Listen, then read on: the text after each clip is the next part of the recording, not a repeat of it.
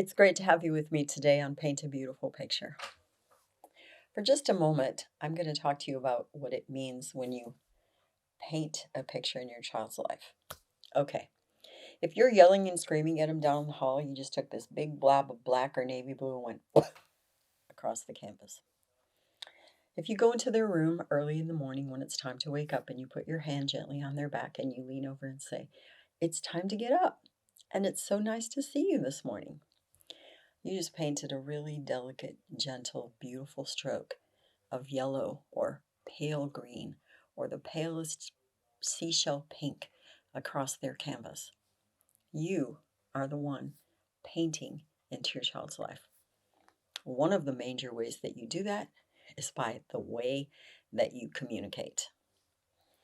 So within a relationship, communication is key. It is. It is just so crucial. It is not only the words you say, it is the facial expression that accompanies your words, and it is most assuredly your tone. If you're always talking to someone in a really harsh tone, but your voice is quiet, and so you think that's okay, think again. If you're often talking to someone and they're struggling to hear you, and you're, kind of hiding your face a little bit because what you have to say is not important and you're not very worthy, you're a really tough person to communicate with. Okay. There are lots of kinds of issues that go into the way that we communicate, not just the words that we say, but even the way in which we say them. Let's talk about two essential personality types and the way that they approach the world. Okay. There are worry warts, people who are fearful. I had one of those as a child, and since this isn't my personality type, it was really tough to relate to. But I'd say, "Why don't you try this?" And he'd go, "Oh no, I no, no, I can't do that." I mean, it was just in him. So I'm talking about very innate personality traits. Okay, you're not just going to throw this one out or fix this one. This really is very much who a person is in their very heart and soul. Okay. If you look at a book called The Spirit Controlled Temperament by Tim LaHaye, or The Spirit Controlled Child's Temperament by Tim and Bev LaHaye, you will find these four different kinds of designations of a person's personality, and it might help you understand a few things. Okay, so the worrier or the fearful person is a melancholy personality or a phlegmatic personality. And so this person just tends to worry about everything and really internalize things. And it's usually always, it's my fault, it's my fault, it's my fault. They just kind of have this natural bent. The other side of that is the angry person. And I tell you, as a labor and delivery nurse watching thousands and thousands of babies born, this person, you see them 2 seconds after they're born. They are screaming and frantic and flailing their arms and their legs. They are going berserk. Like, of all the nerve to shove me out of that warm, safe place into this big, bright, crazy world. And they're going to scream about it and they are going to let you know. And I will tell you that some kids will scream like that for 3 or 4 hours after they're born. Like, this is the kid who's screaming so frantically, the mom can't even get him to nurse because he's far more interested in screaming than he is in eating or cuddling. Yeah, they're born like that. That would be a choleric or a sanguine personality. Okay, so you have this person, everything in the world is going to tick them off. I mean, that is who they are by nature. Okay, so you say to them, "Oh man, I really like that red dress." "Well, I'm not giving it to you. Go buy your own." You're going, "What now?" I mean, I'm sitting here being really nice and you're going to gritch at me for real? Okay, this person just doesn't even have to look very hard for an excuse to be angry. All right. So you have to understand, who am I talking to? All right. Your mate. You're just trying to have a calm conversation about something that bugged you, and they start yelling and screaming at you and blaming on you and cussing you and carrying on and on and on. Well, you're probably dealing with a person whose basic bottom line is anger. Or you're just trying to have a calm conversation with your spouse or your child or your mom, and they're suddenly like, "Oh, I wasn't trying to, and I'm so sorry." Yeah, okay. It's really challenging. So until we learn who we are and own up to the fact that, yep, I have a really bad temper, okay? So I have to learn to get control of my own internal emotional environment. That's my responsibility. And not blast you and yell at you and demean and insult you. Yeah, like that's my job, okay? But let me tell you, the worrier, the fearful person, they have to get a hold of their own internal environment emotionally and say, everybody isn't out to get me. I am a person of worth and importance. What I have to say does matter. I'm going to learn how to speak up about what I really think and believe and feel. Yeah, everyone has things they have to learn. I want you to know that. Don't go, well, I'm basically a quiet person by nature, so I'm never going to act like that. Well, that's awesome. You got to learn to open your mouth and verbalize your thoughts and feelings. And the really angry person, well, I only said what I really meant. It wasn't like I lied. Okay, great. So you told the truth, but you didn't speak the truth in love. You didn't speak it with kindness. You didn't speak it with the other person's feelings or the other person's state in mind. Just because you told the truth didn't mean everything you did was okay. All right, so you get the bottom line picture of what we're dealing with here. And oh, incidentally, just for fun, often one person of one bent and a person of another bent, the angry person, the fearful person, they tend to get together. What do you know? Because opposites actually really do attract. And oh, you're probably going to have a child who's the opposite of what you are. And so the adventure begins. All right, so how in the world do you communicate?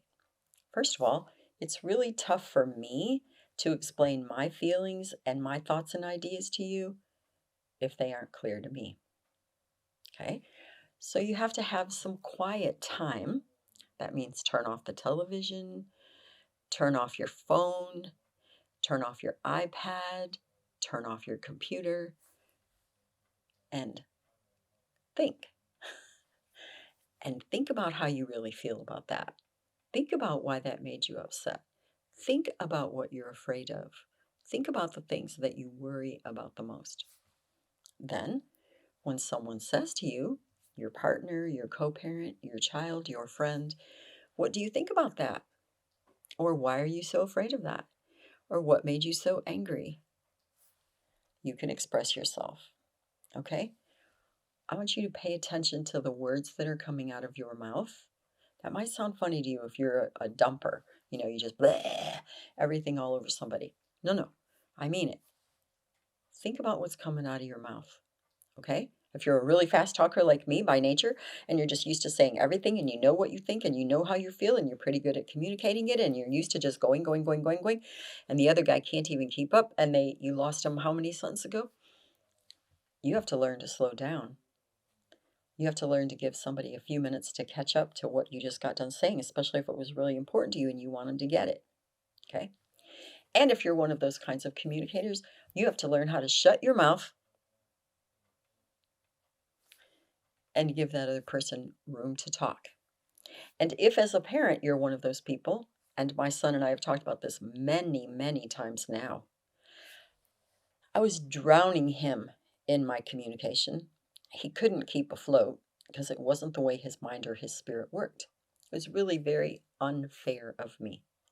Oh, and God help him, his brother is just like me. He was getting drowned twice. Okay? You have to learn when to speak and when to be quiet. Okay? That's a big deal. Then you have to listen to the underlying message. It's a really, really huge issue. So your teenager comes up to you and goes, Mom, I really, I hate all the clothes you buy me. Like they just suck so bad. And all my friends look much better than me. Like you just totally don't get it. There are underlying messages there. Okay. Oh, and I have an easy solution. Give the kid a budget and make him buy his own clothes. That works great for young teenagers, just in case you were wondering. We'll get to that again at another time, but take my word, that's really a helpful one. But the bottom line is that your tastes and their tastes aren't the same, and you're subjecting them to yours. Okay? And so you might say, well, what would you like to wear?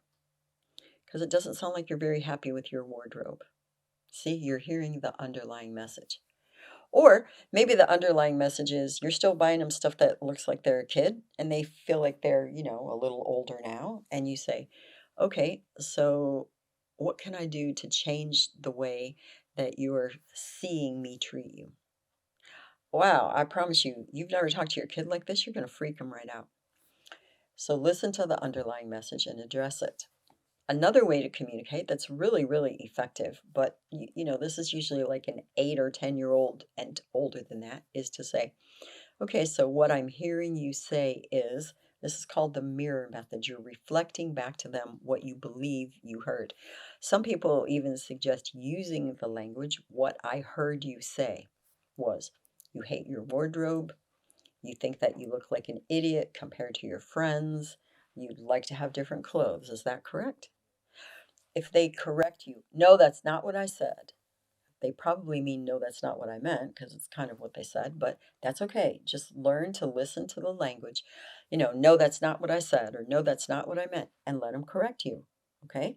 This is their story. Give them a chance to clarify it.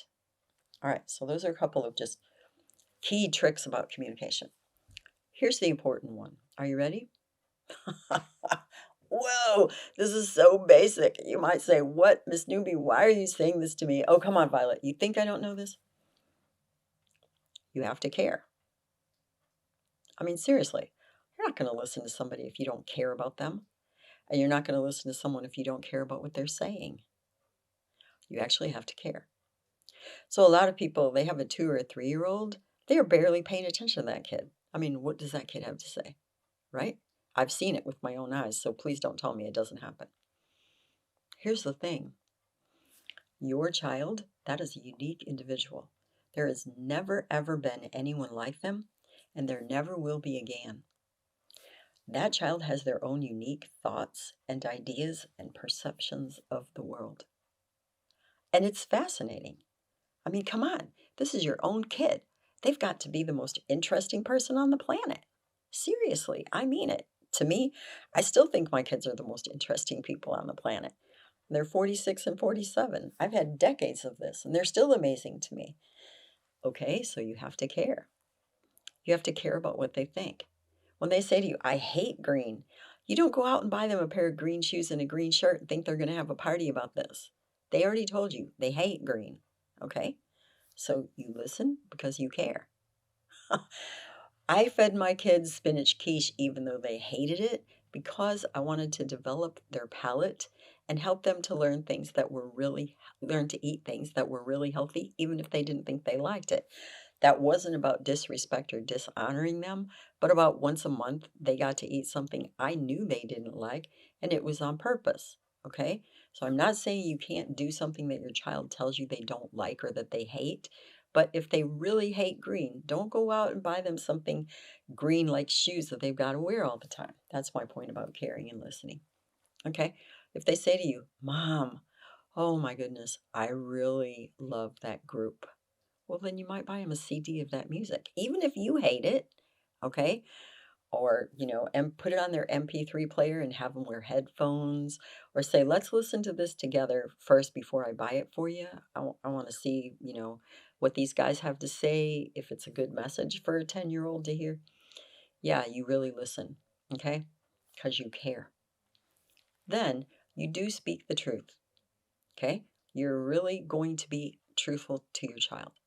And that involves this. Get ready. I am not a great parent. Not yet, but I want to be. And you know what? I've been learning some stuff.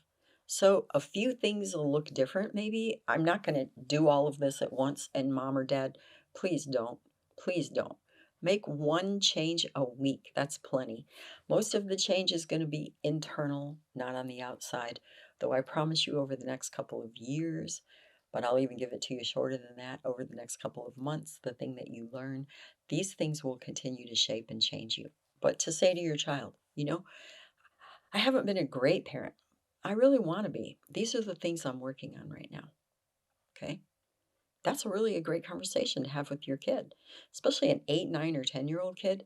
And then you look at them and say, the way that you've been taking care of your room, the way that you've been treating your sister, the way that you haven't been doing your work at school and you're not getting the kinds of grades that you're more than capable of getting, that's going to require change on your part. You can do this.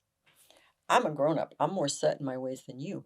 And yet, I am actively changing and working on developing new skills, new ideas, putting them into practice. Yeah, you can do this. Whoa, mom, dad, that's like the most awesome level of communication that you can have. Okay.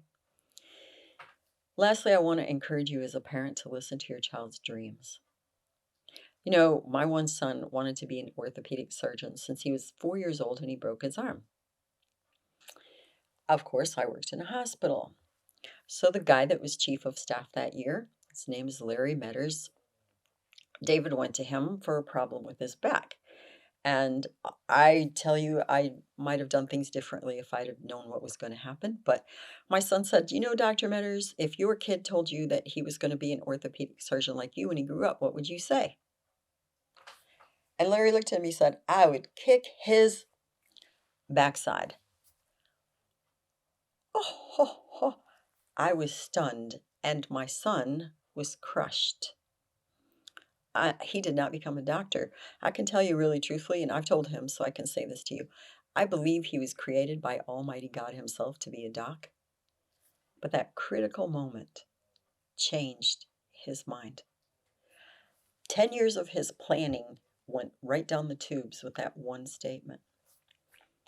Be careful what you say, and in some sense, be careful about the people to whom you expose your kids. Because sometimes a really critical communication can change everything. Let me put that to you in the positive, okay? When you look at your child and say, you are such an incredible kid. Like, I remember how it was on the day you were born. I was so excited to see you, to hold you, to start to get to know you. And now that I know you, wow, I have got to be the most lucky dad on the planet because you are one incredible kid. Never underestimate the power of an honest, thoughtful communication. And may what we shared today be helpful to you.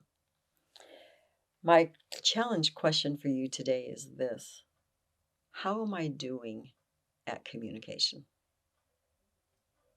Leave yourself 4 or 5 lines. You don't necessarily have to answer today. Somewhere over the next couple of days, notice your communication process with those whom you love and see how you're doing at being a good communicator. You may find additional information on our paintabeautifulpicture.com website. Additionally, you may watch me on Rumble, and you may also listen to a podcast on Buzzsprout or Spreaker, all under the name Paint a Beautiful Picture. If you like this video, please give me a thumbs up. You may subscribe, and if you are interested in receiving notifications, please hit the notifications button. It's been great talking with you today. I will see you soon.